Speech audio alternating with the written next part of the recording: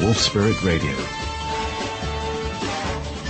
Simon actively encourages questions to be asked. We have a special facility. Go to the top of the wolfspiritradio.com/listen area and click on the Ask Question. In the subject line, please put Simon Parks.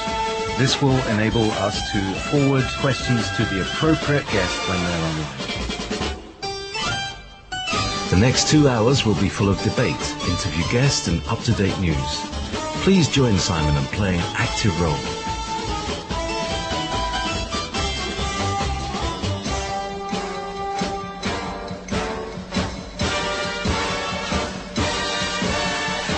Connecting Consciousness Show. You're listening to Wolf Spirit Radio.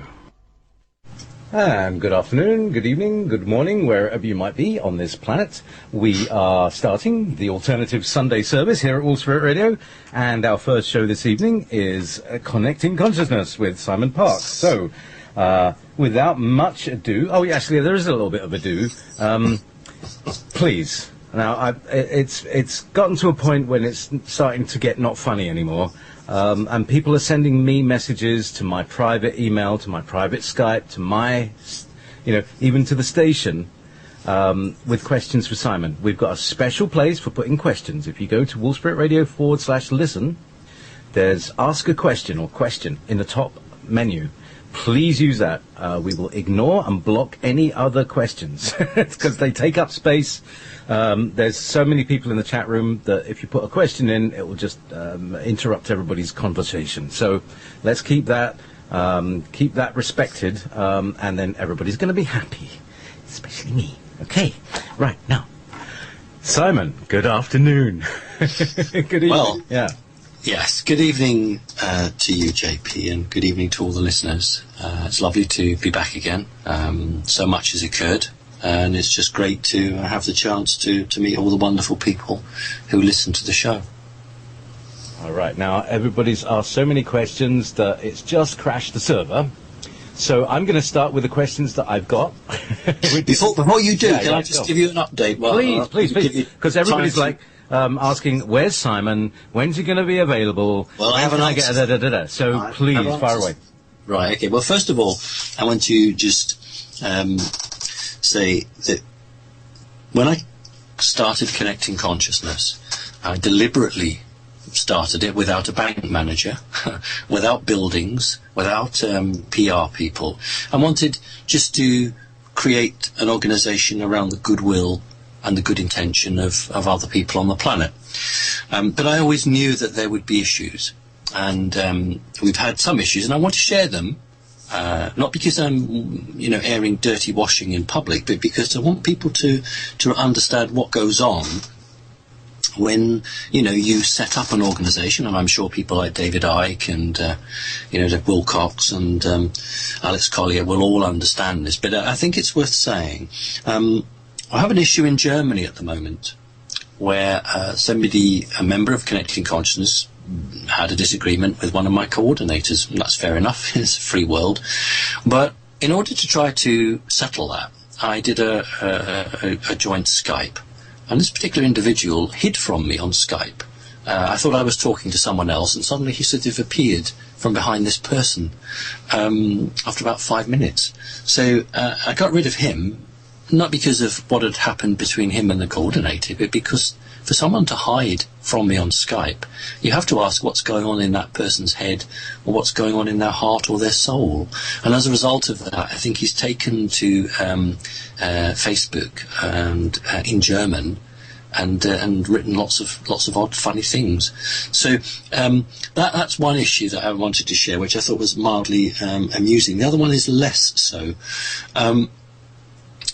Connecting Consciousness is many people, literally thousands of people throughout the world, and to some individuals that is a market, that's a base, and I never set this organisation up to make money like that. And I've had to remove 5 people in the last 8 months who wanted to use the organisation that I'd set up so that they could make money on the back of that. And one instance where there was to be a weekend retreat where I think people were to be charged £250, which isn't much if you compare to America, but I think £250 in Britain is a lot of money. And I didn't know anything about it. Isn't that amazing? So I got rid of those people as well. So organisations are attacked. If you are trying to do good, there is always somebody who wants to take you off in a different direction. So just want people to know that when I say sometimes I'm busy, I am actually busy dealing with people who bring problems to me that really there shouldn't be. So that's my Germany. I've got a little list here. That's my Germany and my UK. Now, bookings. I'm delighted to say that I'm going to be taking bookings. And, yeah. I said, you've no idea how many people have come to me I know. saying, "Oh, Simon's not doing this," Right. And it's like some of the questions that some of their positions is like, you could see anybody with this. Okay. It's there was one, I don't want to minimise it, but they were saying, "Oh, well, I was abused as a child, and that's why I need to see Simon." But there are many resources. So. Do you want to talk about like there's a specific reason, specific kinds of abuse that is your remit? Can you be very focused about that? Yeah, I mean, if someone's been abused as a child, they may exhibit what I call phase 1 or phase A. All mammals, human mammals, respond to trauma in a set way. And that would be, without question, it would be what I would call phase 1 or phase A. Now, a trained psychologist or any of the professional people who've gone to medical university or psychological school would be able to assist there. Phase 2 is where someone has been through phase 1 and then has developed perhaps what I refer to as alternate personalities, but they can be sometimes caused not by programming but by a reaction to that phase 1. And although that may not be through a satanic cult or through a secret society, I can actually assist with that if necessary. But you're right, JP. My main focus are people who have been subject to trauma and have what I call phase 1 and phase 2, and it was part of a program to affect the mind of that individual, generally as a child. So if people come to me, I won't turn anyone away, but I will say, I actually give them what I call homework to do. I give them a set piece of homework, which I then rebook them for about a week later, and depending on the answers they give me to that piece of homework, I know whether I'm in a position to help them or not. So I charge for the first consultation. The second consultation I do for free, because I might say to that person, right, listen, I've heard your answers to this. I don't believe I can help you, and I haven't charged for that. Now, if I say to them, actually, yes, I can help you, I still won't charge for that, but I would book them for further sessions. So we're really looking in terms of abuse cases where there was more than one incident of it, and there was the person remembers something about programming or suggestions. The problem is that when you're a child, you blank these things out, you block them out, and you can only get little snippets, and part of what I do is to work with that person. So that's it. Now look, what we're going to do, I'm going to open the books. I am going to give everyone an email address on air now. This is only to book a session. Please don't write to me with questions. I'm not going to answer them. Please don't write me a huge long essay. I'm not going to read it. I can't. Just tell me, just email in saying that you want to take a booking, and then I will, put you into a list, and I will get back to you and I will book you. So if you can get yourselves a pen and paper or whatever it is, if you want to email me, and it's going to be my personal email, I'm going to take it away from the website because, I'm going to be doing this myself. If you write to Simon, SIMON, .Parkes, PARKES, 3. That's the numeral 3. So Simon.Parkes 3 at btopenworld.com. I'll repeat that because that's all one word. So it's Simon.Parkes 3 at btopenworld.com. And if you email that It's a first come, first served basis, and then I will email you back and give you a set time and a set date. Now please keep to that date. Right, that's that done. Now, we have had huge issues on the internet recently, and that's actually been the service provider, British Telecom, and it was so bad that it actually made it to the newspapers. The British Telecom, who provide the internet to most of the properties in this country, had some real serious issues, and as a result of that, many people lost information, and I was with that. So if you have had an appointment and it didn't happen, will you please also email on that, and I make a separate list. Now those people who have missed an appointment, I will put you to the top of the queue. So please email in on that, and I'll make two lists. So that's that. The weather actually has been pretty dire. We've had flooding down here, and it's been snowing like mad. It's been very difficult to travel about the country. Flash floods, and goodness knows what. And I'm hoping that, because I've got a few, conferences that look like they're going to be booked for April, May onwards. I'm hoping the weather's going to improve for that. So that's my sort of 3D news, if I can call it that. And I think we better go straight to the questions. Well, there's a kind of corollary to this. We had a booking with yourself, myself, and Jim Nichols and Tolek. Yeah. In December. Could we schedule that for sometime? Yes, of course. I mean, what's happened is that, it wasn't my end in the sense that I understand you weren't here, but they appear to have fixed it. It was to do with some master control somewhere, and it was switching off parts of the country, and they didn't know about it. So now they know about it because it basically reads the newspapers. So we should be okay now. We should have pretty good connection. Oh, that's really good. As a corollary to that, my particular internet, I was complaining about it. I finally got BT. It's all BT, Who runs BT? We got to ask them.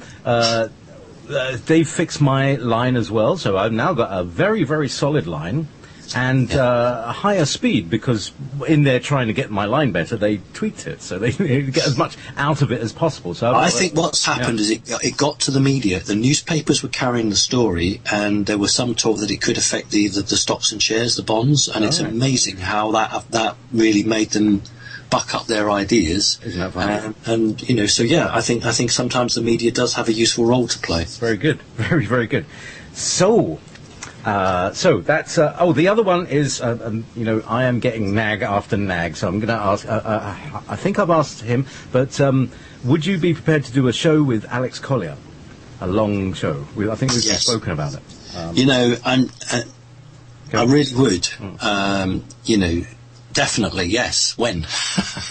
Okay, up to you. You're the busiest one, so you tell us when, and then we'll work around you. Okay. Well, that's the deal. Not now. But maybe after the show or something like that. Yeah, when we finish, then I'll sort a date out and that'll be confirmed. Yeah. Good. Yeah. Okay, excellent. So, there we go. Hang on, I was trying to do the little thing. You lost the button? Yeah, I was in the middle of a rename. All right, there we go. Where's the button? Where's the button? Where's the... Oh, God. There. And now... Let's go to the questions and see where we're going. So, now I'm going back to, because people started sending questions, and as soon as we got this question system set up, I can't tell you. I think there is about how many per page? I think there's about 25 questions per page. Okay. And we've got 4 pages of them as of now. Right on. At the end of the show, we'll probably have 6. Anyway, so. I've just sent you, there was a message from French TV Canal Plus, so that's just sent into your thing. So the next one is when are we going to hear Simon Parkes and Alex Collier? So we just answered that. So question next from Chrissy. Good evening, JP. Good evening, Simon Parks. I've been listening to Connecting Consciousness videos posted on YouTube, and I wish to thank you for such a luminous program. Luminous. My question will be short. How do I count, how do I count or measure the increase of my DNA strands? Since I started practicing Tai Chi a year ago, I felt an enormous surge of my vibrations. Perhaps a test can validate what I simply feel. Sending you much love from Florida. Right.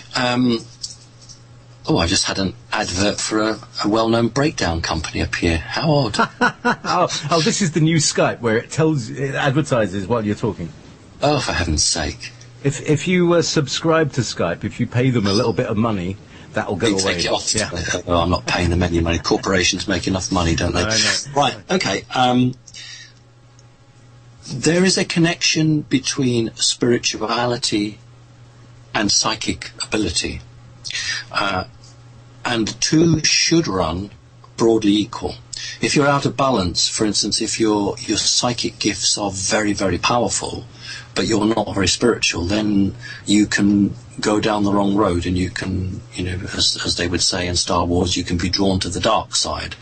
If your spirituality is very great, but your psychic ability is quite low, then you're not able to put into practice in a physical sense what you truly know to be right within yourself. So it's important that we connect the strands, we connect our higher self, and that we are trying to be as evolved as we can.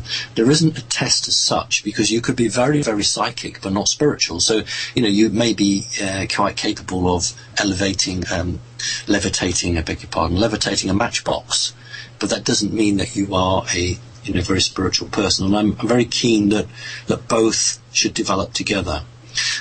What you're looking for, I suppose, is an increased compassion towards all good things, but a heightened sense of knowing. In other words, you could finish someone's sentence off for them. You'll know what the woman on the radio is going to say to you. You're going to know what the time is. You're going to know that the colour of the woman's dress is, who's going to walk around the corner. So you should see an increase in premonition ability and knowing ability, but at the same time your commitment and understanding to the human race should also increase. So unless you got the odd gift that I have, where you can actually look and count a number, and I'm not the only person to be able to do that, but very few people seem to want to go public with it. That's your best bet, is to try and look to this balance between the psychic ability and your spiritual ability. So that's my best answer. Because of course that's the thing about these races that are, we're having to deal with. A lot of them are very advanced technically, but not emotionally or spiritually, are they? In fact, some of them have zero spiritual, because they are not very human. They are sort of half biological and half mechanical, and therefore they weren't created by source.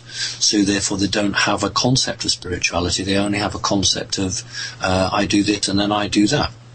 And so you cannot communicate in a human fashion with these creatures, because they are lacking their empathy. That's why so many people report they are hurt by particularly greys, because greys have no spirituality, so they don't actually value pain like that, and that's really hard to understand. And it's their problem, in the sense that they haven't evolved to that point. They are very, very trapped. So yes, some creatures of course have a huge high ratio of spirituality and psychic ability, and therefore we would call them higher humans, and we can normally get on with them. Yeah, they're not too hard to be around. So now back to Earth, from Alec. Hello, Simon. Who killed Justice Scalia, and why did they do it? I don't know if you could answer that kind of question, but yeah, go on. It's difficult, because the person who killed them is still actually in a reasonable position of authority. And it wasn't just one person, it was an organisation. If we're thinking of the same person, this person had more than one name, but I'm not going to go into any more detail about it. Thank you. Okay. good. But yeah. That's good enough. So that's enough of a clue as to who and why. Okay, so there's another question from Monica saying, my question is he okay? You're the only person I could think of. Yes, Simon's fine. Here he is. Okay, Woman in Black. What is your... how interesting. Yes, what is your perspective on... Actually, I know who this is, and she's not at all in... anyway, from what I've come across, mostly we want not to engage in any Kundalini activities, awakening activities, unless guided by an experienced guru. And people are reporting dreadful mental experiences. What would you say about the Kundalini energy as an... Sorry, I'm saying this too... Let me just... What would you say about the Kundalini energy as an aspect of the 12 DNA strand activation process? Right. Let's just... I don't understand the connection between that and the Woman in Black. That's her. That's who she's described. You know, it's like the from line, the two line. I see. Yeah, but it's somebody I know who's. I don't regard her as wearing black, but anyway, bless her heart. All right. Okay. No, that's great. The reason for that is that obviously we're all, or hopefully we're all aware of the really great film called Men in Black, and what I think vast majority of people and many researchers don't understand is it's not just a male-dominated industry. There are women in black as well, both humans who have tremendous psychic ability and very non-human type creatures. And they don't refer to themselves, by the way, as men in black or women in black. They refer to themselves, if we were to translate it into English, as enforcement. So that is their role, to enforce. So anyway, that's the Men in Black story. Right, because I remember you talking about that when you were a kid. And that's they right. said, you said, who are these people? And they said, enforcement. And they were the Men in Correct. Black. Uh-huh. Yeah, so on the cinema, on Hollywood, we call them Men in Black, but that's not actually what they're known as. All right, okay. We have to be careful with the Kundalini, because obviously this is all about a snake, basically, or two snakes. And we have to be careful that the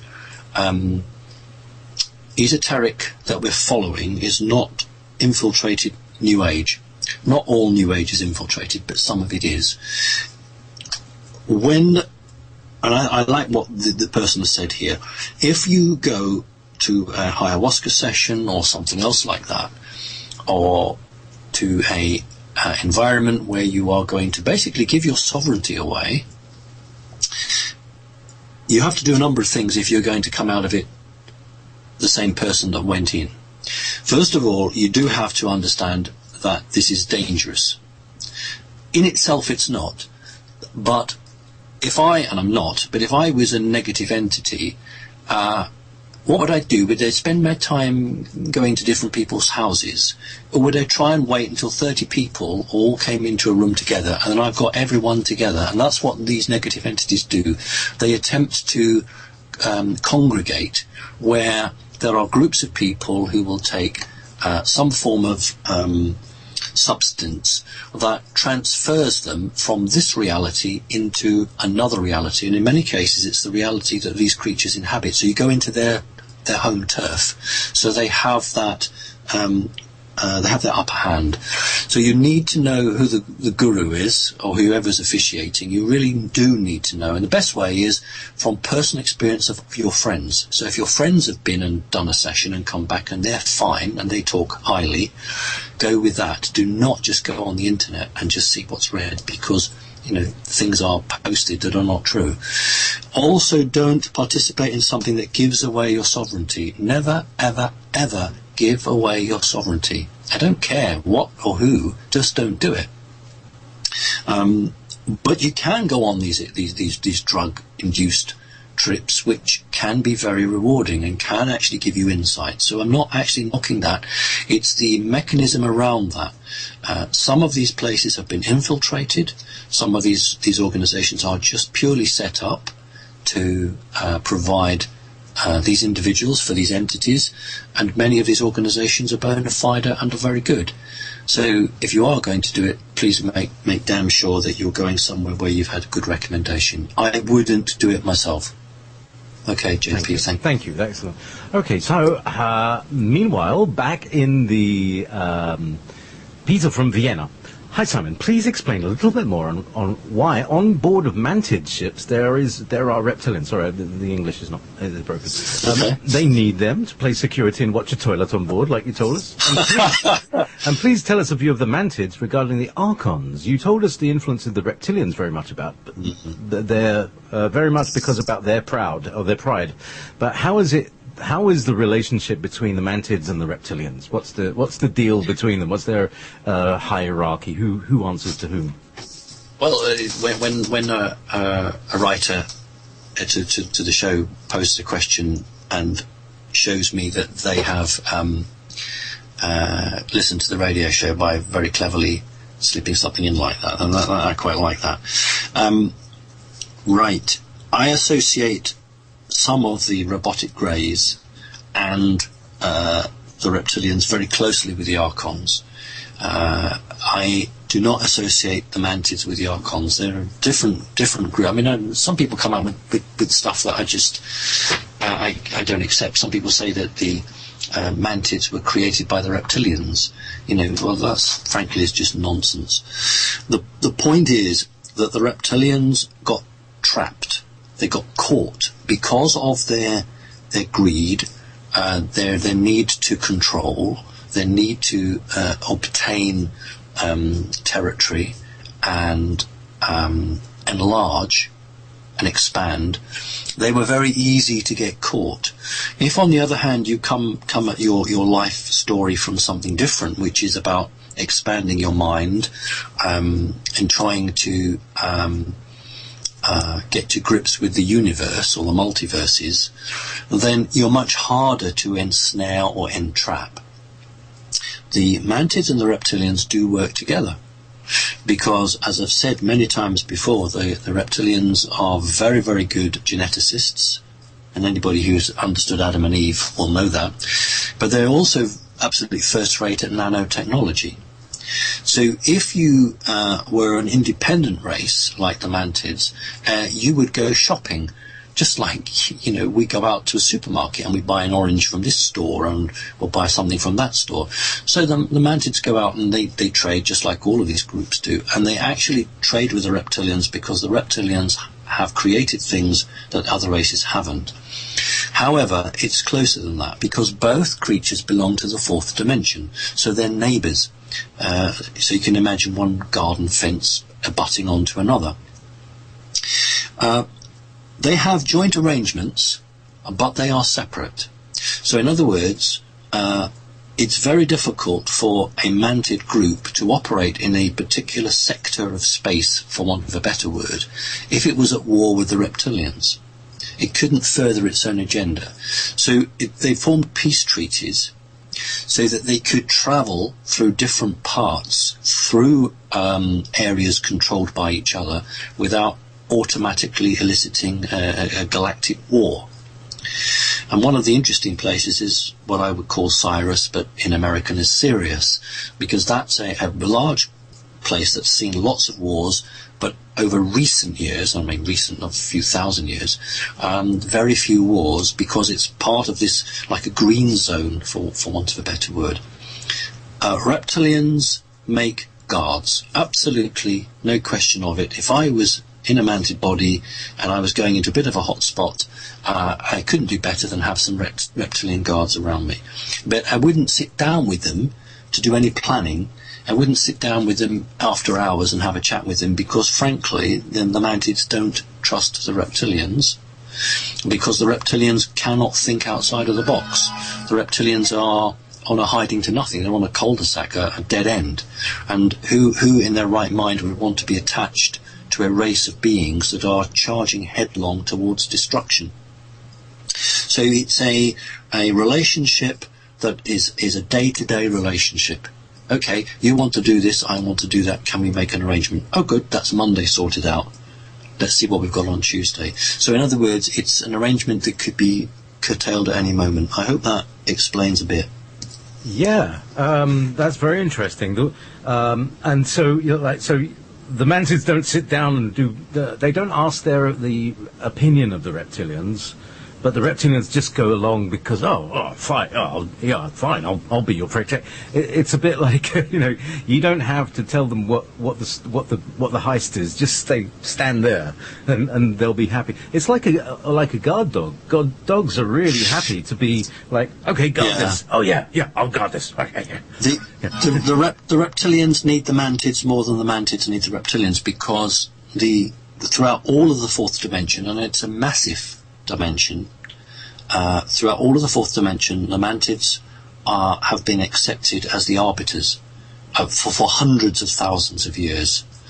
And so if any other race was to declare war on the mantids, then they would be taken out of that judgment circle and they would be ostracized. So the mantids, it's hard to describe it. If anybody plays chess, if you were to create a new piece that doesn't exist on the chessboard, and that piece could travel from one end of the chessboard to the other and not be attacked or taken in the game of chess, and had free movement, then that's the best way to describe the mantids. So they'll make deals, but they are independent.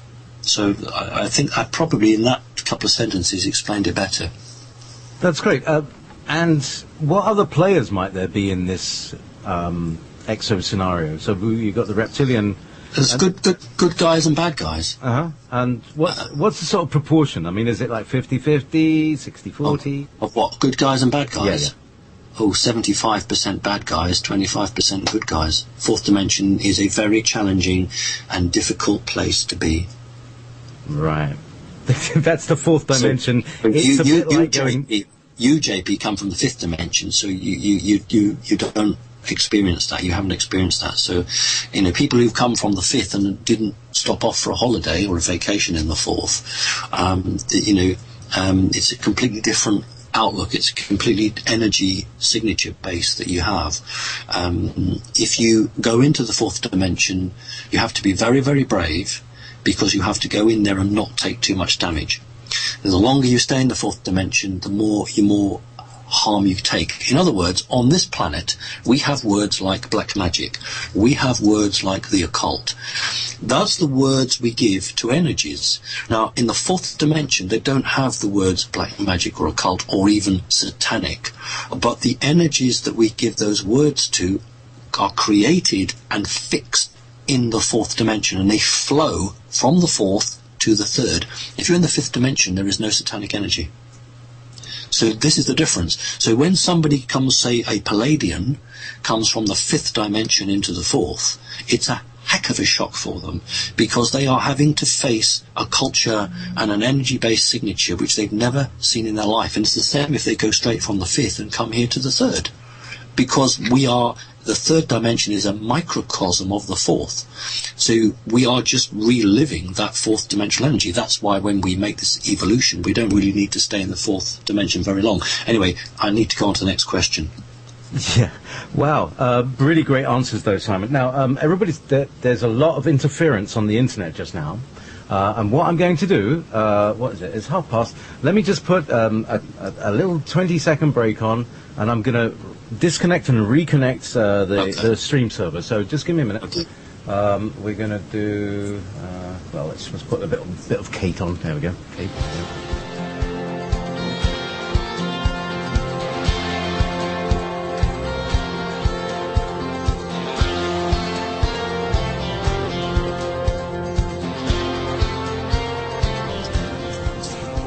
Okay, that's it. Now, that should have reset the servers, and that will sort of slowly propagate to the people listening. We have got an overload on our website database. I don't know why that is, maybe too many requests, but we've never had this much stress. We've now got probably about 300 listeners. So well, that's really good. Yeah, it's great, and it kind of tests our systems, and when they break, well, then we fix that bit, and that's how we evolve. So we don't start off with an incredibly expensive website. I wrote this thing from the scratch, and so if it doesn't work for 300 people, then I just make a fix to it, and it'll work for 500, and then it'll break, and etc. It'll keep going. So that's how we do it. So back to Simon Parkes and the Connecting Consciousness show. Rented. I mean, there's one that it's even, it's just, it's maybe somebody stole it and stuck it in there. Anyway, from Haley. I listen to your show every month and wish you could do this more frequently. Simon has such wonderful insights and JP conducts a delightful interview.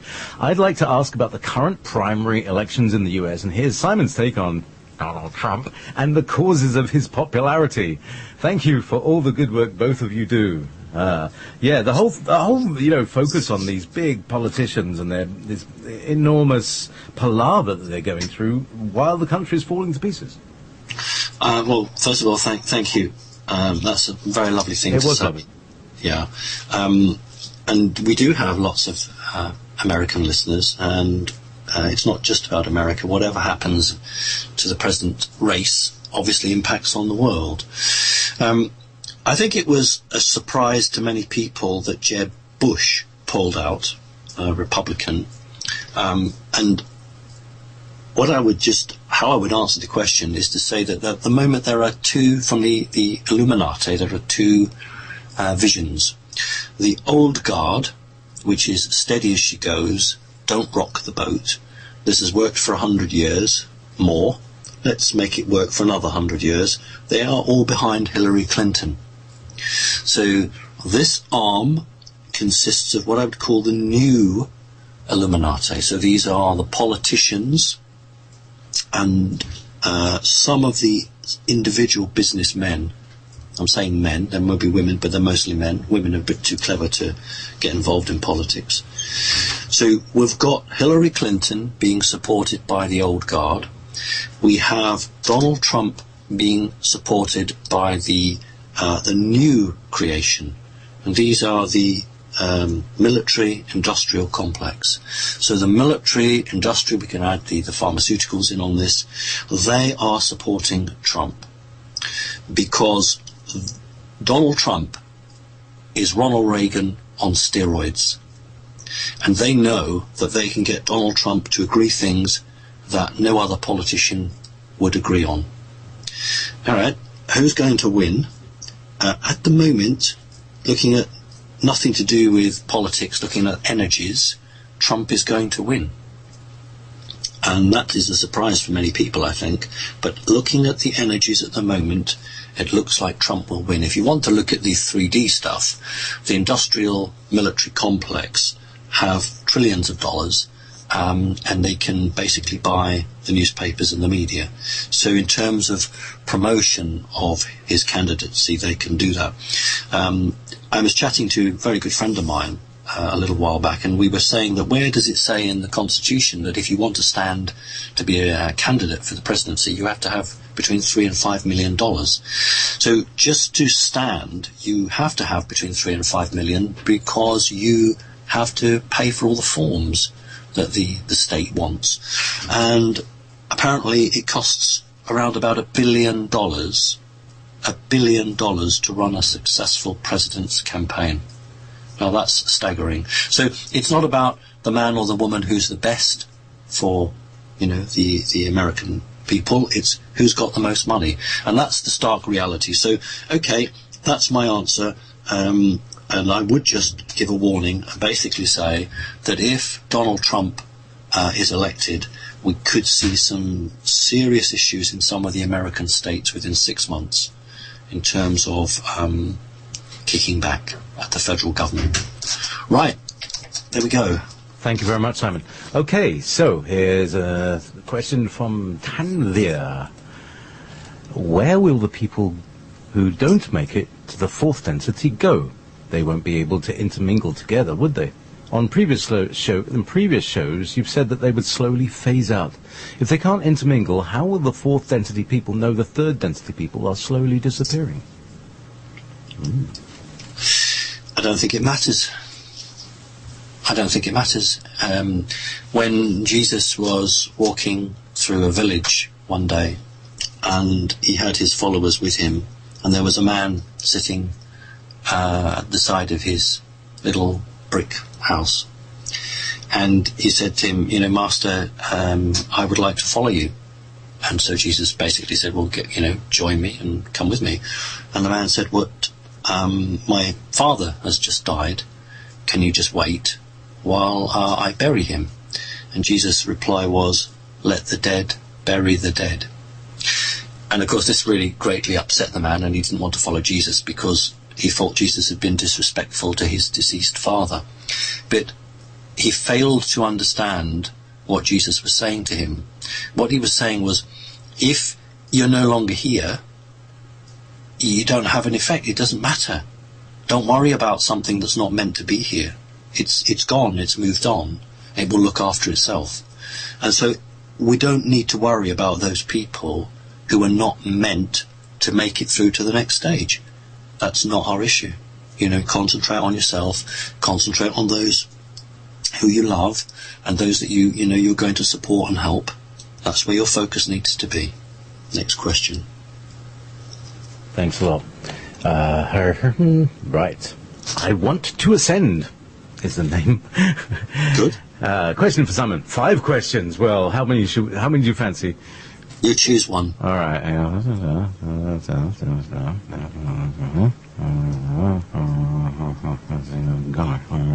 Right. Okay. All right. Question 1 is about Anu. Question 2 is about distilled water. Question 3 is about cannabis.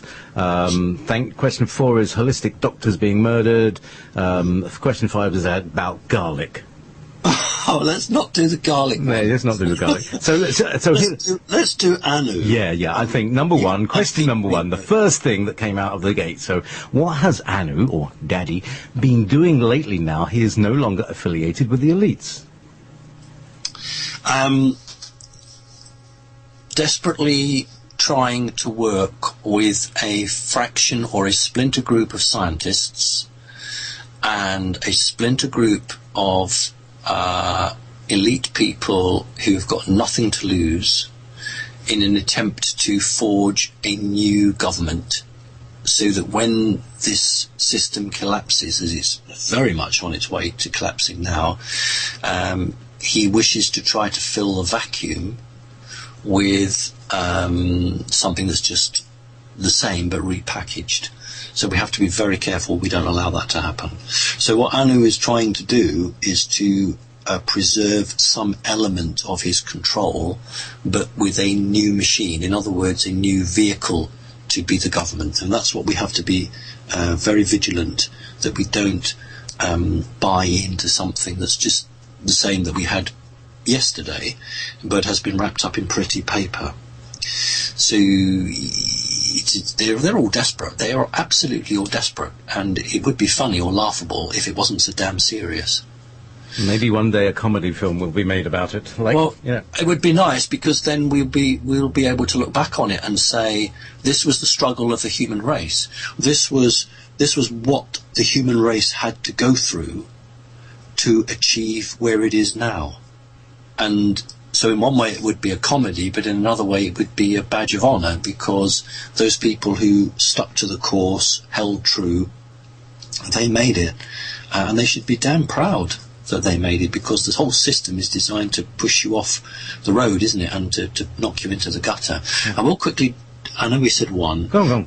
There are a lot of holistic people being murdered at the moment, because through holistic science, so I'm going to call it science, through holistic science, great cures can be achieved, and the pharmaceutical industry is becoming very concerned that people are turning away from their salesmen and saleswomen, what you would call a doctor, a physician. I know there are doctors out there who listen to the show and do support me, and I'm not meaning to be rude, but you are trapped in a system and you know it. So that is why a lot of these people, because it's provable, if you have cancer and it's cured and you haven't taken anything out of a bottle or any rays out of a machine, then that is irrefutable evidence. And so that's why some of these true healers are being murdered, because they have the ability to prove that the mind can heal. So there's 2 questions answered. Thank you. And that's That covers a lot of ground, because many people have been noticing. It's getting noticed, right? Okay, no. Meanwhile, Max of Steel, and this is not Captain Max Steel, by the way, just in case anybody's going to jump up and down, because there's a Captain Max Steel who's got a show on Wednesdays here on Football Spirit, and this is Max of Steel, who's a member of Connecting Consciousness, and he's a lovely man. We've had chats. Anyway, Simon, you told me once, that my soul was Arcturian, and that I passed some time in the fourth density with reptilians. During a meditation, I was looking for my soul memories, but they were sealed by a dragon or reptilian face. What can you tell me about that? Thank you once again. Right. It's very, very common. I'm obviously not going to talk in personal particulars, because I know this person, I do remember, and I wish to protect them, but they have come forward, so I'll do it in general terms. When somebody from a higher frequency comes to the third, it's quite common to pass through the fourth and wait a little bit, because you are sort of preparing yourself for the third dimension. There are many, many questions that can only be answered in the fourth. If a person is having an image of a reptilian, I would suggest that they are seeing themselves when they inhabited that body a very long time ago. That is the greatest energy answer. The other alternative answer, which does carry some energy and could be true, is that is the face of a reptilian that is has some control over them and is preventing them from regaining their memories. So, in other words, the individual himself could be blocking the memory, or somebody else could be blocking the memory, because remember, when you get memories, that's power in the sense that it empowers you. So I suggest that person might want to just drop me an email and rebook. Excellent. Now the bookings are open again.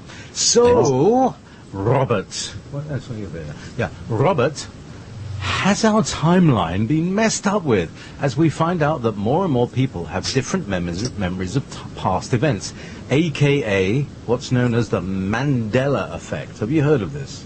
Yes. Right. So I noticed that somewhere along the line, the questions that didn't get asked were about the Mandela effect. So, Simon, the Mandela effect. Right. Both good and bad, or whatever you like to call it, in real time, are fighting over the energy of humanity's existence, and humanity directs its own timeline. But what you can do is you can manipulate that energy to try and choose a path which more positively supports your vision. So if I want a one world order, which I don't, but if I did want a one world order, I would try to, that's what all the terrorism is about. It's not about making people fearful, full stop, or this fake terrorism. It's about making people fearful and then manipulating that energy and trying to use that energy to push the development of humanity down a set route. So you have, for want of a better word, good agencies and bad agencies trying to do that. However, in the past, there has been an attempt to influence the future. And that's actually something that, we've been in many films on. You can predict, and you can go back and you can go forward. And sometimes the timeline begins to move away from the choice of the human consciousness and tries to reconnect back in a circle or an elliptical back to an origin point, which wouldn't do us any good, because we'd end up going back and having to relearn what we've already done. So all I can say is that humanity is still on a positive course. That is why the negative elite have been throwing everything they can via the media. I was in just an ordinary store over the weekend, and I was looking at the Blu-ray discs and the DVD discs, and there are so many films that aren't, box office hits. They're just being released, all about alien invasion. I have never seen so many DVDs for the last 3 months now, and it's getting out of hand, I think, where every other one is a science fiction, which is okay in itself, but is about aliens invading Earth and people fighting back, and the aliens, etc., this, that, and the other. The last time we saw anything like this was the 1950s, between 1950 and 1956, 1957. And the media, the large corporations are attempting to manipulate the timeline through negative perceptions of first contact. So again, that's my best answer on that, without going into huge detail. Because if an ET approaches an emotionally excited human, what happens, Simon? Because this is important, isn't it?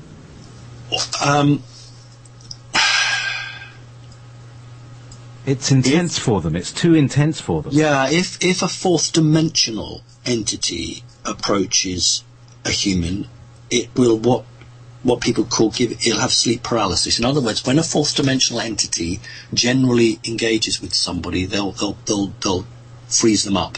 When a higher human, that's a positive human, they don't do that. They try and get the connection. But the problem is that if you've seen 5 or 6 B movies, and I'm agreeing with you, JP, if you've seen 5 or 6 B movies about half of Los Angeles being wiped out by these aliens, and then here, lo and behold, is a real alien, unless you're very, very strong, you have been mind programmed to believe that this thing is going to kill you. And that's what they want. They want to do that so that if they decide to go down the road of a false flag, then they have sown the seed, because everyone's seen all these horrible films. Yep. So, thank you for that. Right. I'm just gearing up for pronouncing this word. Osciliano. Simon Parks. I have a question about half-human, half-animal beings. Since childhood, I've had a fascination and feel connected somehow to beings such as mermaids, minotaurs, centaurs, etc. Are these beings real? Were they genetic experiments? Or are they metaphors? Much love for you and JP. Your work keeps me encouraged and going. Well, that's a nice thing to say. If you haven't read it, it's written, maybe 1906. H.G. Wells, The Land of Dr. Moreau, The Island of Dr. Moreau. If you go and read that, it's about a crazed mad scientist. This book was written at least 1906, probably earlier. A mad, crazed scientist who was cutting up animals and reconnecting them, and these things lived. Not just like Frankenstein, who was trying to create a sort of a human-looking monster, but a mad scientist who was trying to make abominations. The ancient Greeks copied much from Babylon, etc., etc., and there are many, many folk memories of strange and exotic creatures. If you were going to make something, you might have a practice at it first, and so maybe Bigfoot is a practice. Maybe there are many things that we still don't know about. So I would say that I cannot answer the individual questions asking about the Minotaur and many of the others, but if something is deeply rooted in mythology, then I would suggest that there has some truth behind it. It is a subject that's not been studied enough, and this person might actually want to try and do some studying. That would be very helpful, I think. Definitely. The more people who get interested in a subject, they become experts just by their own enthusiasm, and I think that's a really, really good thing. That people get into their specific loves, because and not to be ashamed of them, because sometimes people say, I'm interested in 16th century sea drills, and like people think I'm weird. I said, just go for it. You might find medieval farm equipment might need a kind of reboot for some of the ideas they used, etc. Anyway, meanwhile, Marie Terzel, Connecting Consciousness for Simon's show. First, I hope you are rested and refreshed. Spring is coming. My question is, will we see arrests? Yeah, this is a good one. Arrest this year for the Bushes, Cheney, Rumsfeld, Tony Blair, Netanyahu, and other elite members. Thank you both for your contributions. Okay, let's go back to the seed drill. Was it Jethro Tull that invented the seed drill? Was that his name? Oh, right. Yes. So that's where they got the name from. Why don't you just go and check it when we have a break? Okay, I'll check that out. Just see if it was Jethro Tull that invented the seed drill. Anyway, I'd be interested to know if I'm right. Right, arrests. What we often get is many people well-meaning who make all these predictions about X is going to be arrested, Y is going to, all the bankers are being arrested. And I have to say to people, do you know what? If this was really the case on the scale that we're talking about, we'd all be free by now. What's happening is that the top dogs are sacrificing the people under them. There are arrests taking place at the moment and people are disappearing, and that's a fact. But these aren't the key players. These are the people being thrown to try to buy the top people some time. Now, the specific question was, okay,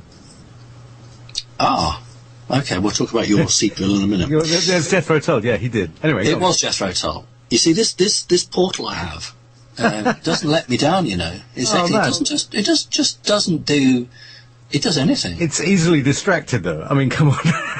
Very distracted. I have to stop being random because I come up with these things and then. But I think that's excellent. There's even a picture of Jethro Tull. He's got a nice wig. Yeah. Right. Anyway, So basically, there are going to be arrests, but you know what? These people who've got so much blood on their hands will not be prepared to either put themselves forward for justice, will do not have enough faith in humanity, and believe that they're better than everyone else and that they should never ask for forgiveness from, the ordinary people. So rather than be arrested, they will either take themselves off planet, but much more likely they'll disappear into underground fortifications. And that is what will happen to some of these key players. They will disappear into underground bases. And maybe they'll survive there for many years. So there will be arrests, you're going to see arrests, but the key people will they won't go down without a fight, let me put it to you like that. Okay. Thank you. So, yeah, whoops, sorry, what's that feedback? No, I can't hear it. Oh, where is that feedback coming from? We were, so just to say, so what's the thing about the portal? So I just come up with this random thing about 16th century seed drills as an example of a random hobby, and your people just say, oh yeah, that was Jethro Tull, and you get the kind of how is the information? Is it like a kind of Google Glass, like you get a hologram, or what? How do you get that? I wish I knew. Only, to my knowledge, 3 people, and what am I now? I'm quite old, but only 3 people I've ever met have ever seen the portal. Most people don't see it, but there's a portal I have. And the reason it's a portal is that it can't be hacked. If you channel, then you're always liable to have infiltration or hacking into it. But portals cannot be hacked. It's a secure communication network between yourself and somewhere else. And I'm very, very privileged to have that. And I can draw down information such as your seed drill man. It doesn't just have to be about Anu. It can be about any topic or any subject. And the next question would be, well, why on earth aren't you a professor at a university? That's because I see aliens, and a university wouldn't have a professor who saw aliens. So that's why I'm just... You would at my university, Simon. Oh, what's that, the University of Life, is it? Yeah, well... Actually, no, it's something that I've been discussing with Alex Collier. Okay. Now, what did we call it? The University of Light. Oh, well, there you go. And the idea that, it's an online thing, maybe you don't get a degree, who cares? It's about learning, not about achievement, And essentially, we've got a library that we're building up, and you can come visit the library. And it costs, that's lovely. You know, it costs $5 to get in for a month. So it buys you a monthly ticket to our library. That's it. That's lovely. No, that's what you need. Yeah. And so we're starting off with webinars with Alex Collier. Good. And I'd like to see some more webinars from you and from other people. You know, it's like it is important. I mean, people just don't think, and I don't mean it rudely. They don't understand. I mean, I had a 9-to-5 job, and I did a job like many people do, or people who don't work would love to have. I had a job, and I had to make a decision a few years back, or 2 years back. Was I going to stay doing my 3D job and sort of not really give the time to this, or was I going to give up my job to concentrate on this? And I agonized about it, and I decided to give up my 3D job. So just like many other people, I survive on donations or doing soul reading. So I don't have a paycheck that comes through, and I know Alex is the same. We survive on donations, and people are horrified when I tell that. I don't know what they think I do. They think I'm some sort of stock trader, and that I have a magical job, and then I come on and do my connecting consciousness, and then I go back to the day job. No, I don't have a day job. I couldn't marry 3D working with this energy working, because it would be too corrupting. I wouldn't have the emotional or the energy capacity. So I had to give up my paid job, and I survive like this, and many of us do. I think there are some people that just don't understand it. There was one comment where I got criticised because I did my 2 hours with you, and then the next guest hadn't shown up, and you very kindly asked me, would you like to do another hour? And I said no, because I was going to watch Downton Abbey. And I got attacked because, you shouldn't be watching Downton Abbey, you should be doing more of this. I'm thinking, do you know how much energy I actually lose when I do the show? I mean, I willingly do it because it's really important, but I have to access certain things to answer, and it's a tremendous drain on my energy. So, I just want to remind people that the people like Alex and people like me don't have day jobs. This is what we do. That's right. And there seems to be a kind of extra pressure on just now on let me say us, people who are like just doing this. This is all I do. Sometimes I fix computers, and sometimes I do readings, but most of the time I'm like either this or relating or whatever. But anyway, let's just make it aware that we're sharing here. We're sharing our knowledge and information, and that knowledge also comes because of the commitment that you made to have that portal. It's not cheap, no, is it? It's not.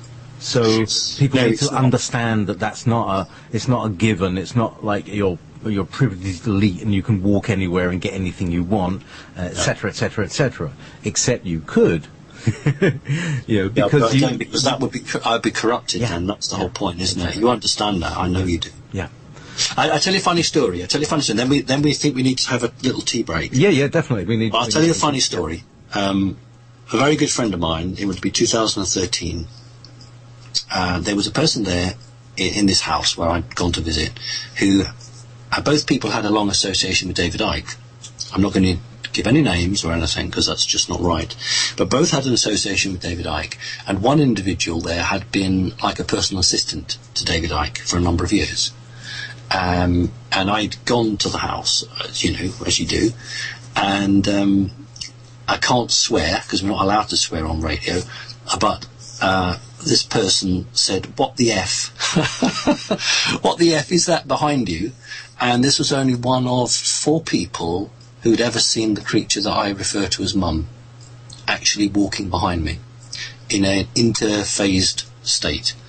And this was a person who'd obviously advised David Icke for a number of years. So you can see this person was very psychic, and that's exactly what you need if you're going to be someone like David Icke. You need somebody, if you don't have that skill yourself, you need people around you who can, watch out for you. And I always thought it was so amazing that this person was one of the few who actually saw the entity that I refer to as Mum, and did describe it as going up to the ceiling, that tall. And so it's funny, you know, when I read sometimes on a website called Avalon, and some of the stuff written there is not very nice to me, and I think I just wish that these people who are so negative sometimes and so small-minded, they could actually talk to some of these people who've seen the entity, and it would be a very interesting balance for them. You know,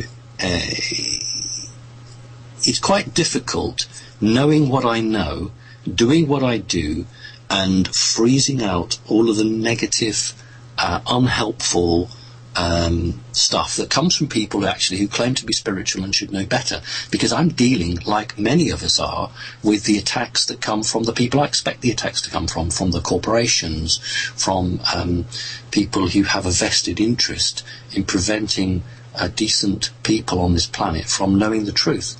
So come on, guys, give us all a break, eh? Right, shall we have a break ourselves? Yes. And what we're going to listen to is one of the group. I've had her on the show a couple of months back, and her name is Sean-Ann Fuse, and she's got such a gorgeous voice. Does anybody ever? Oh, it'd be lovely.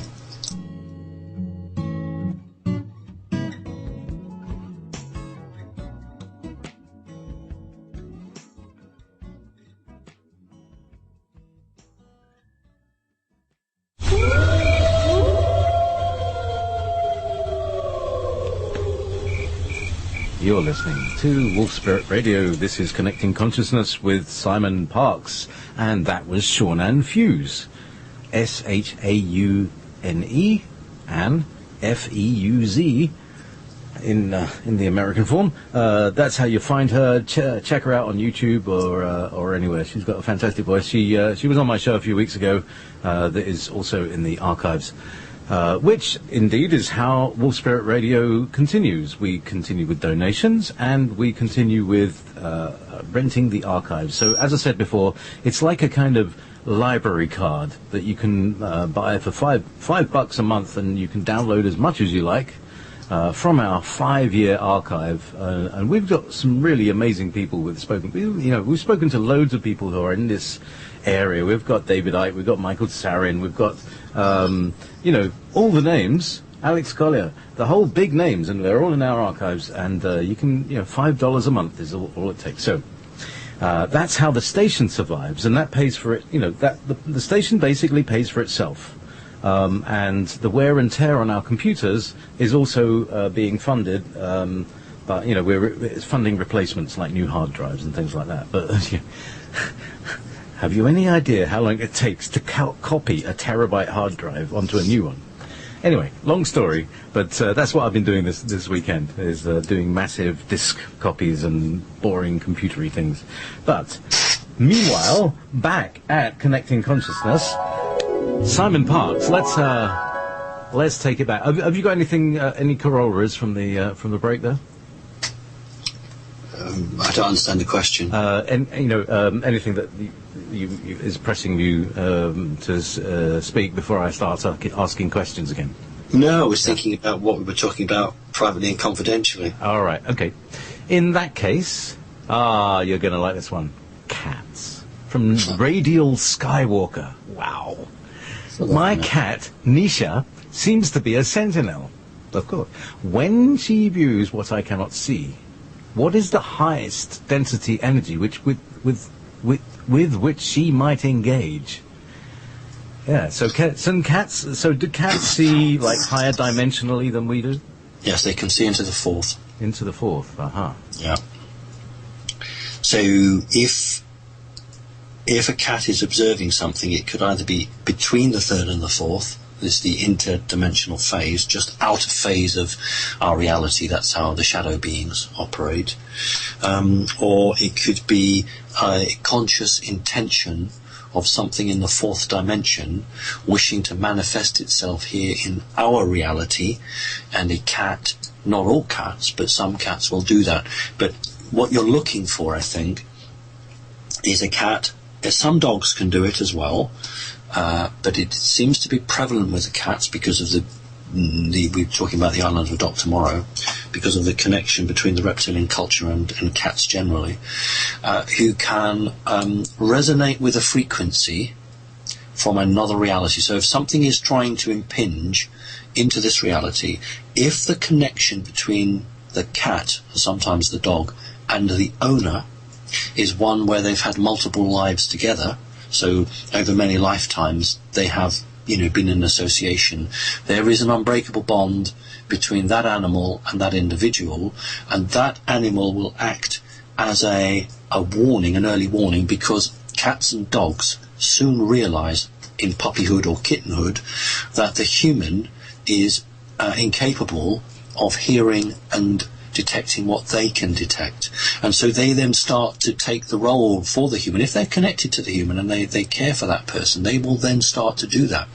Many 3D scientists say that cats bring dead mice back to the house because they're saying, you humans are terrible hunters. When's the last time you caught a mouse? I'm going to bring you a present. I'm going to bring you a mouse. But when a cat or an animal will sit stock still and stare, and I get that here, and I've actually many times just walked up the stairs and moved into the space where they're looking, because they will have detected something. So it doesn't surprise me in the least.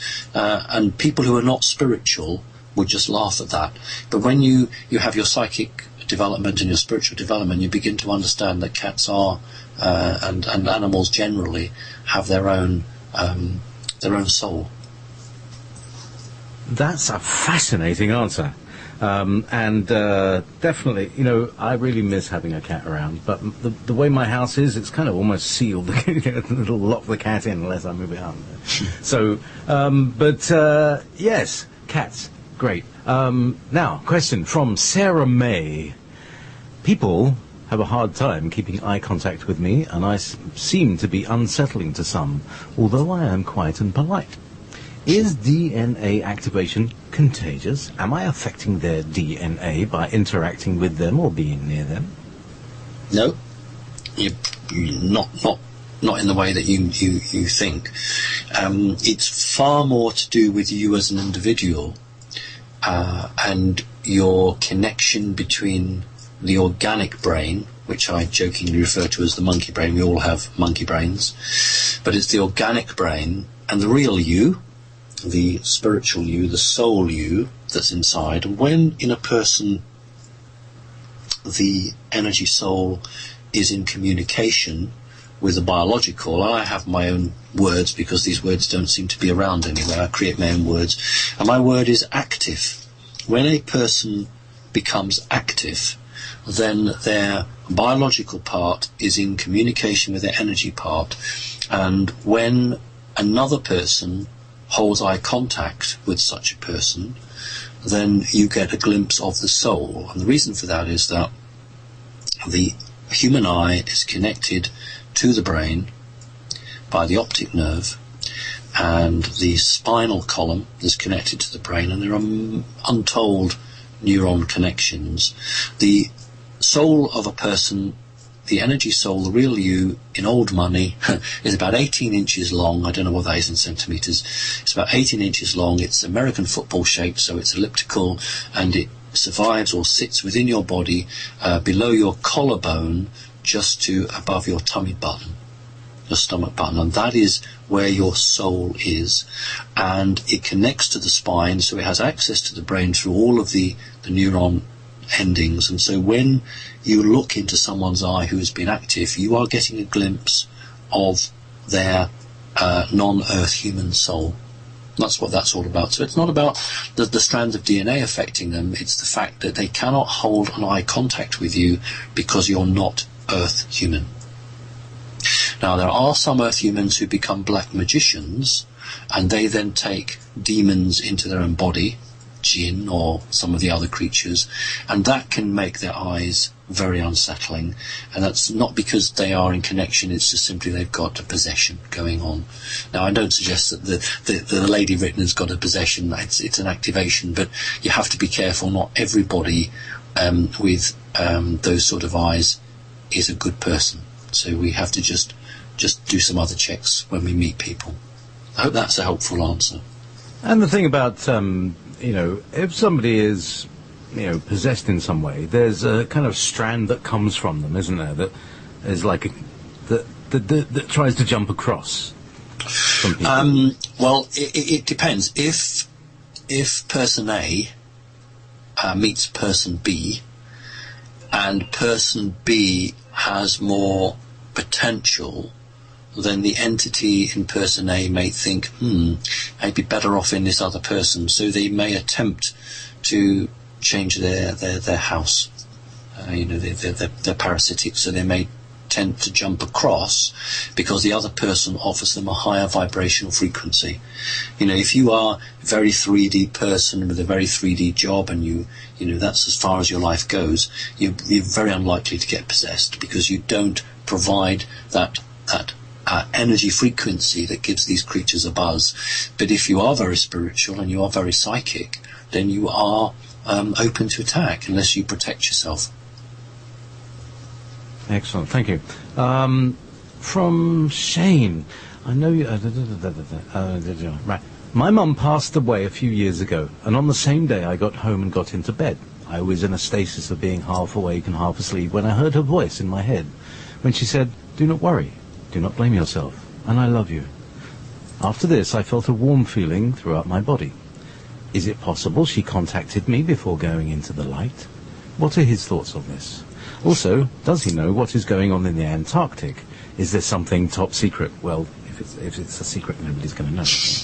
But anyway, meanwhile, so essentially, could it be possible that his mother actually spoke to him? Well, first of all, let's hope she didn't go to the light. Yes, absolutely. And why wouldn't she? Because if she had and he had a very close relationship, and the mother would know that he might never forgive himself for things that had happened in the past, and was terribly torn up by it, then Source would actually open a channel and a message would be sent, which would have the resonance frequency of that individual. So I fully accept that. I've had that myself, not with my mother, but with somebody else. So yes, absolutely. The Antarctic is very interesting. You've got a mixture here of what has died a death now, but we talked about the black goo. That's very, very associated with the Antarctic region. We have some bases and we have some portals in that vicinity. And there are always every sort of military ship masquerading as a fishing ship in that area, and this is just one of those ongoing situations. And sometimes it gets people's attention, and sometimes it doesn't. So it's an ongoing situation in the cold parts. Yeah. Excellent. So now it's a big question. So sit back. Have a nice cup of tea. Marion Morningstar. Dear Simon. That's a nice name. It is, isn't it? Thank you so much for all your time and energy. I was wondering if you could shed some light on these two things.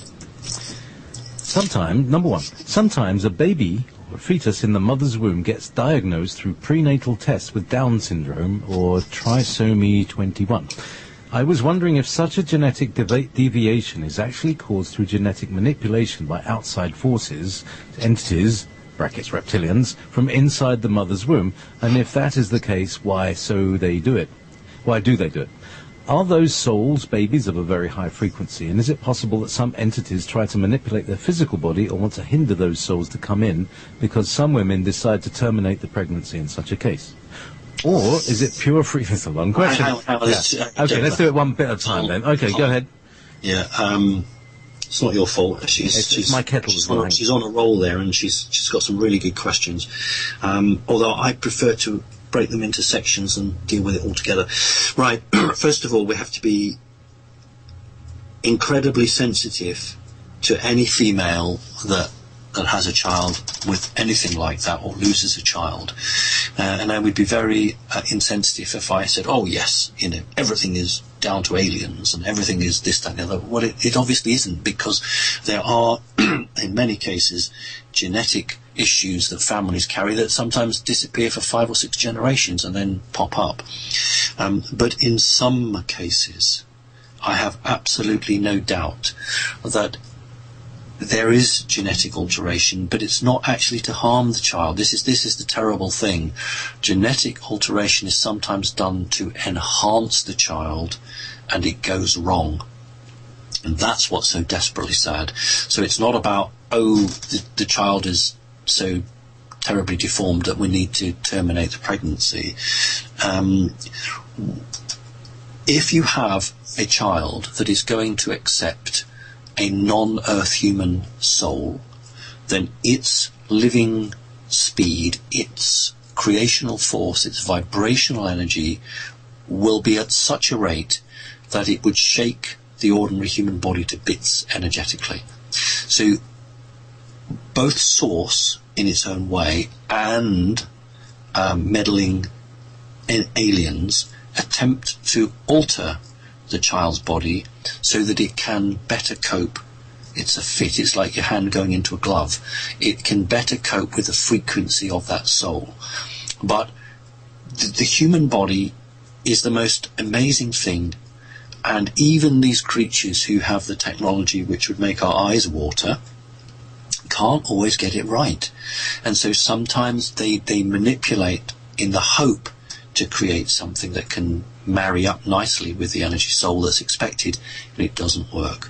And what you get are absolutely brilliant, gifted children who, unfortunately, because of the primitiveness on this planet, are unable to communicate, and the bloody medical system looks on these people as a problem or an issue, rather than saying, this child has the most amazing intellect and ability.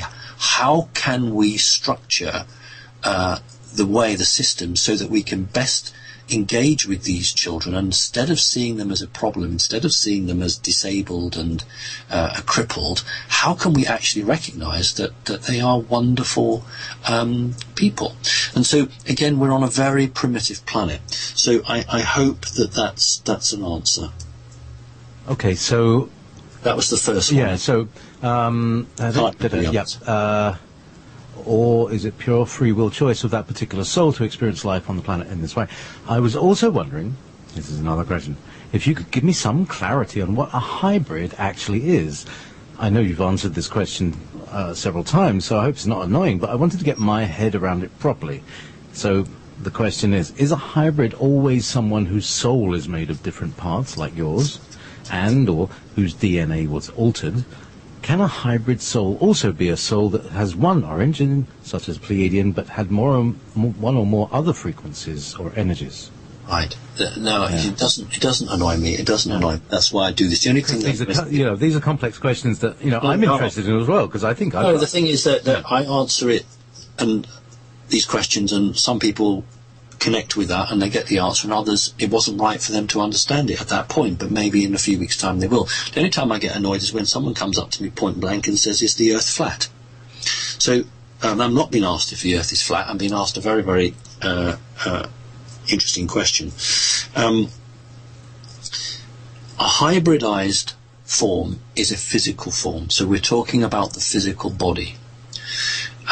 The whole point of hybridization is to create a physical body that can contain the type of soul that it is scheduled to receive. And when we talk about walk-ins, this is like quite fascinating for me when I'm doing my sessions with people. When I see somebody who has a physical body that was prepared, let's say, for a reptilian, so the energy soul I'm reading is overtly reptilian, yet they are containing a non-reptilian soul. That is an absolute classic of a walk-in. So the body was prepared at the same frequency for type A, and then at some point type A leaves the body and type B comes in. And so there's always a little bit of a mismatch between the new soul that's come in and the body. So the whole point about hybridization is to strike a balance. It's absolutely no good if you create a human-looking creature that looks like a grey, because it can't walk down the street and go into the shops and live a normal life, because everyone would be turning and staring and pointing and, running away, or it would be attacked. Yet if it's too human looking, it won't have the frequency required to maintain the new soul. So this is a balance that these creatures actually have to look for. They're looking to create something that is human looking and can get by, but is different enough. And I'm reminded of a very interesting Skype I had 2 years ago, where a mother told me that her 3-year-old daughter was missing a toe, been born that way. So of course the doctors would say this is a genetic abnormality, etc., etc. And the 3-year-old daughter said to its mother, and I quote, "Look, Mummy, they got the blueprint wrong." 3 years old. In other words, whoever's been hybridizing my body has missed off a toe. So hybridization refers to the physical presence of that individual, nothing to do with the soul. Okay, does that help? Oh, we've gone. JP. No, I'm here. I just went to the kitchen to answer the call of my cup of tea. Which was that I needed to address the problem of the boiling kettle doing the whistling thing. Okay. Meanwhile,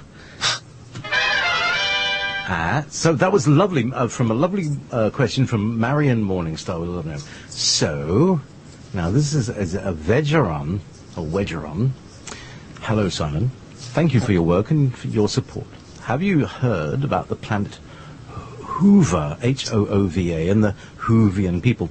They are supposed to be helpful for planet Earth. If so, could you give an impression about these? Right, I have heard of it, but I have no personal connection. In other words, I haven't met anybody or anything from there, but I have heard, and I don't mean heard from the internet, I have heard about it. It's not new. I think it may go back in terms of records in recent history to the 30s. In actual fact, I think there was a satirical cartoon at some point where they were poking fun. All I can say to you is that I can't comment, because I'll only comment when I've got what I call first-hand information.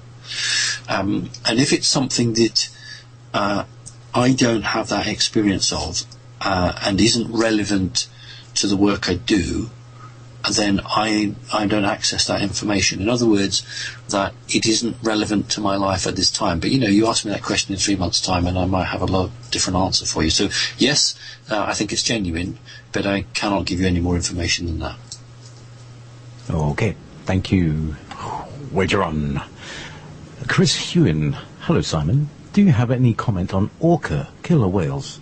You previously commented that the dolphin is a common manifestation form for earthbound Pleiadian souls. Does this apply to orca too? Despite being an apex predator with incidents of them killing great white sharks, there's not a single recorded attack on a human in the wild. On the flip side, they exhibit a playful predatory manner, similar to that previously described by yourselves when referring to... And then the question disappears. Oh. Okay, well... Yeah, go ahead. Oh, hang on. Where is it? Oh, no. He's another... so, I don't know. When referring to something. I don't know. Right. One of the difficulties that we have when we do research is that as soon as we talk about the creatures of the sea, there's a huge upwelling of support for dolphins and American porpoises and things like that, and that seems to be the focus. What isn't widely understood is that all of those creatures at that time were capable of maintaining a non-Earth human soul. That's why Palladians have such a strong affinity with water. It doesn't have to be the ocean, but generally is associated with the ocean, and with dolphins. But I always try to widen it by saying it is the whale family generally. So, yes, absolutely. We mustn't get confused, because people say to me, yes, but dolphins eat fish. They're not vegetation. So don't, they kill other things to eat. And I say, yes, but, you have to understand that when that creature was in the ocean, that's what it was designed for. That doesn't mean that it's not an evolved creature. We have to try to understand that you have to live within the confines of the environment that you're in. Mankind and womankind has the capability to move beyond his or her confines, but a dolphin doesn't. So, first of all, just the fact that they eat fish doesn't mean they're bad. And secondly, it's not just dolphins, it's the whole whale family. But some whales or creatures have lost some of that connection. And I think, once talked about how dolphins don't... When you see a nature program, again, it's all part of this damned attempt to mislead the public, to lie to them. You see these pictures of whales swimming in the water merrily, making whale song. And that's how it's sold. What is not shown generally is when a whale actually points itself down at the seabed. So literally, I want you to imagine the whale's tail up, not in the air, it's under the water, and it's literally, vertical. Then it sings its song, and the song bounces off the seabed. Those whales are very much like a piano tuner. For those people who've ever had a piano, it goes out of tune. And so you get the person, and he or she comes in with a little tuning fork, and they tune the piano so that it's back on. Those whales are doing the same thing to the planet. They are finally tuning the Earth. And that is why the corporations of this world dump oil. They dump oil deliberately under the guise of a disaster because they wish to kill off these creatures. That's why so many of these organizations like Greenpeace are doing such a good job, where they're trying to prevent whales being murdered.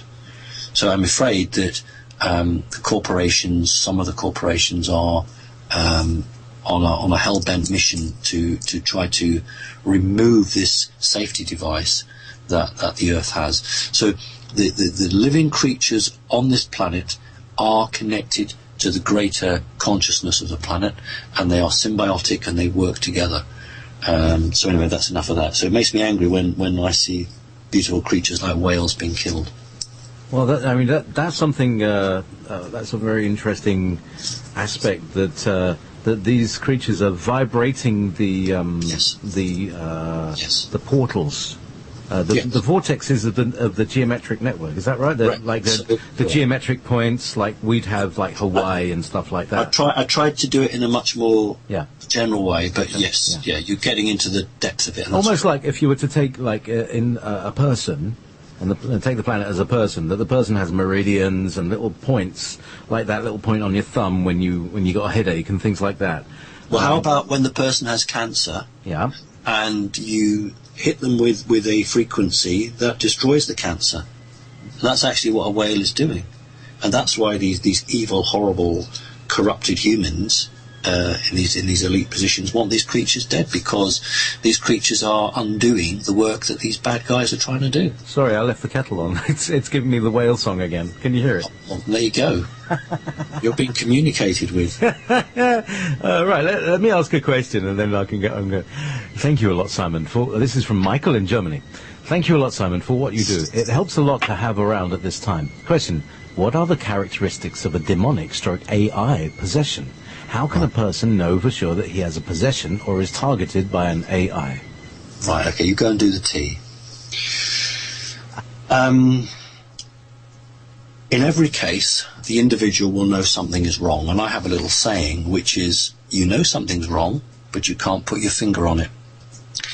So they'll know, because we're all divinely created, and we know if something's not right, but we just don't know what.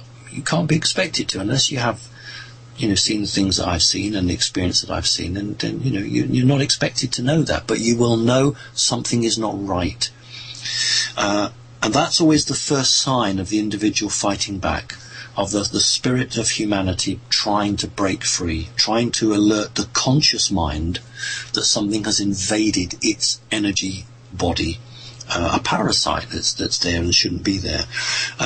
Some of these entities are like a chameleon. They can alter, because they're energy based, they can alter their frequency so that when you when you get someone to scan you or look at you, they don't see anything, because they're just seeing a continuation of yourself. Or when you look at yourself, you don't see it, because you don't, it's camouflaged itself.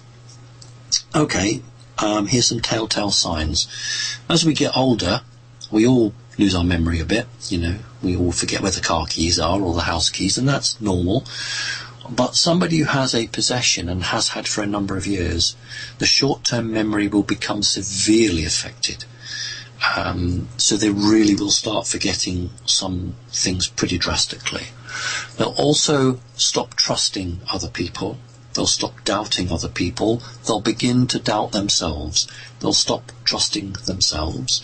Their mood swings will be like a roller coaster, a fairground ride. 1 minute they'll be like frenetic and high, and the next minute they'll be down in depressions. They will begin to lose their friends. They will not be able to hold down a good job.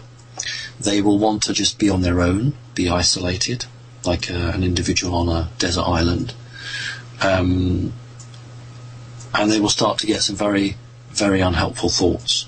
So that's a sort of a little a checklist. If somebody believes that they have a possession, then they need to email me in and make an appointment. So I hope that's helpful. Sure. Thank you. Is the tea made? The tea is made. 2 cups, actually, because I put the kettle back on, thinking, it's not going to boil for another half an hour. Where's my cup? So I've got one here for you. Thank you very much. If only we had tea Skype. So, here's a good one. I can't even say this word. Yaldabaoth or Yaldabaoth. Anyway, so Simon spoke about dreams. Anyway, this is someone called Livia Etherflow. Only, what do you think about Yaldabaoth? I'm interested in your perspective. I have no knowledge on that at all. You see, sometimes a name or a phrase of names comes out on the internet, and it's interpreted. Maybe it's an old document and it's interpreted incorrectly, and the pronunciation of is of untold importance.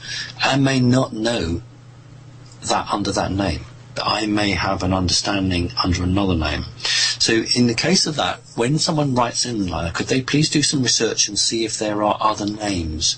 The internet is dominated by the people who are able and clever and can use the internet, and sometimes there are people who aren't so clever, but their contribution is very good. So when scanning, just check other people's work as well. I have no connection. It doesn't have any resonance with me and any of my lifetimes or any of the work I've ever done, but I may have that connection with another name.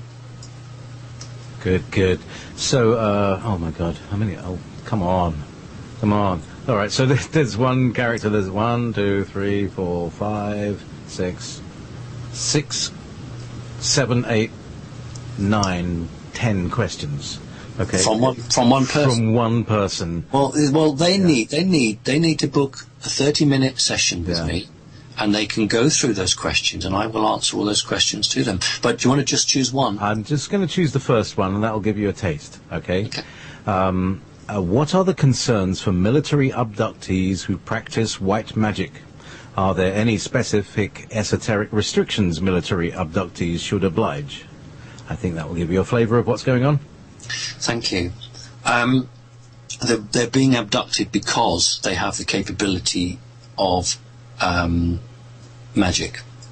In other words, the person who's being abducted, my lab, has the ability to create reality out of thought and does it for good purposes. But when they are taken into the other realm, they are most likely being used for negative purposes. So they have made a conscious choice in the physical body and the physical world, but they are being taken out and probably being used for non-beneficial purposes. So what is the point? Well, why should you give up your magic practice because somebody is doing that? What you've got to do is to fight the abductions. You've got to prevent these evil people who you never gave permission to from taking you out of your body. So I suggest that you book a session with me, and I will show you how to do that. Thank you. This is from Matthew. Firstly, I would like to thank you for your bravery and conscientious dedication to truth and love for humanity. Thank you. I would like to know if you might have any information on the star system that will supposedly pass by later this month. Will we be able to see the intervention Alex Collier spoke of? In your opinion, could this be a fine enough moment of inspiration for humanity to finally have its aha moment, if Andromedan intervention is indeed witnessed by us Earth humans? And, you know, in general, ET interference or intervention. What's the deal, Simon, from your perspective? It's really lovely because you know, Alex was saying that there was a few things he didn't fully agree with me on, and one of them was on Planet X. You know, Alex, you know, saying that, you know, it's a star constellation that we're talking about here, and actually on this show I've never actually come out and, you know, put my hand on my soul and said, you know, Planet X is this. If you listen back to my shows, I've said, well, it could be this, it could be that, because I didn't at that point have any information on it. What we're going to experience potentially is some form of first contact, providing that what is coming our way maintains to its original decision. I don't mean course, as in piloting a ship. Certain things can happen on this planet that can force a 1 minute to midnight change. Certain decisions can still be made by the elite that could make a situation a lot better. And I have said to people from America, you know, you guys are in for the rough end this year, because I said March to April is a difficult time, June to July, and October, November. I can't be any more specific, but those are the 3 dates that you've got. Now, it's really fascinating and shows that both Alex and I are, you know, though we get our information from different places, they jolly well nearly always tally. And I think someone was saying to me that Alex was talking about problems in April, and I was saying March to April, because I couldn't be any more specific than that. So I'm hoping that we are going to have some contact from benevolent non-Earth human beings, and I'm hoping that the elite don't try to pass off something as an alien invasion. So March to April is quite critical. So this is what they're framing when they're trying to give out these alien invasion memes, isn't it? Well, yeah, I think because it's a real thing that's happening, and what the elite want to do is to try to hijack the principle of it and say, we got there in first, we got first. Yeah. You know, we've sown the seed into humanity via Hollywood, so that we can try and salvage our agenda when something positive happens. And so I'm not actually disagreeing with Alex, really. What I'm saying is that I still think it's not set.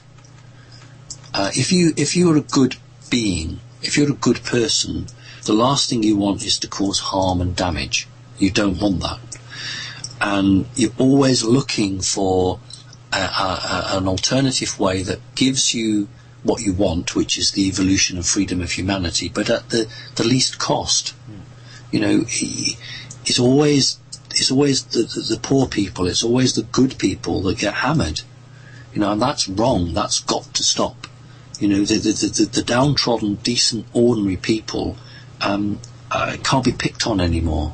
We can't have this anymore. It's just got to stop. So I don't want good, decent people suffering because something happens. You know, I'm always looking for a way that brings what we want, but at a price that isn't too high. So I don't disagree with Alex. I'm just saying that I am not yet fully convinced what is the outcome. Well, that's very interesting, because we have a webinar on the 18th of March, which is my 55th birthday, and I love doing gigs on my birthday, contrary to popular opinion of what birthday should be. You know, I like to do constructive things on my birthday. So that was one of the dates by which things should have happened. So let's see what happens, and see what happens on the 18th. So there's a little plug for that. Simon, Christian 92, Romania. Hello, Simon. So I've had this thing happen to me for a while. I think of something, then it's spoken about on the news. I think of a word, then somebody says that word. I read about a subject, then somebody talks about that subject. So this phenomenon goes on and on. I began to realize that sometimes I can attract to myself whatever it is that I am thinking about. Also, I always have nightmares before a bad event is going to happen in my life. The craziest thing that happened to me, we're halfway through the question, the craziest thing that happened to me was one morning while I was asleep, I began dreaming that I was in my house, sitting in front of my open door, and seeing that the door was wide open. I immediately woke up from the dream, went to check on my door, and what I saw was exactly what I've been seeing in the dream that I've just had. The front door was wide open. The fact that I visualized something in my dream that was happening in real time was more shocking to me than the door itself being open. Do you happen to know why all these things happen to me? I am not a psychic person or a medium or anything like that. Thank you, Simon. Well, you obviously are a psychic person. Yeah, right. That's my first point. What is happening here is that you're not actually drawing things to you.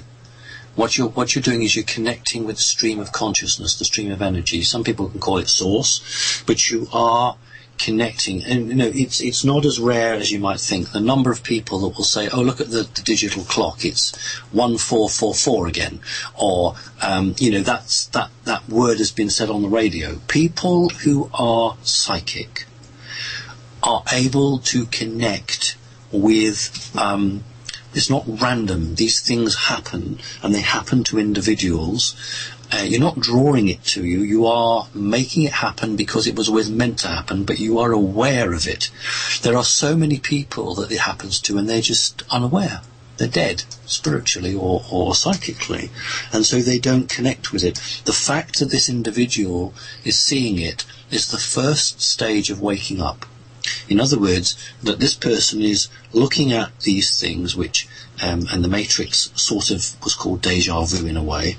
If we think that time is on a loop, and you are connecting with that. So what that person now needs to do is to develop their psychic and their spiritual ability. So they have opened the door.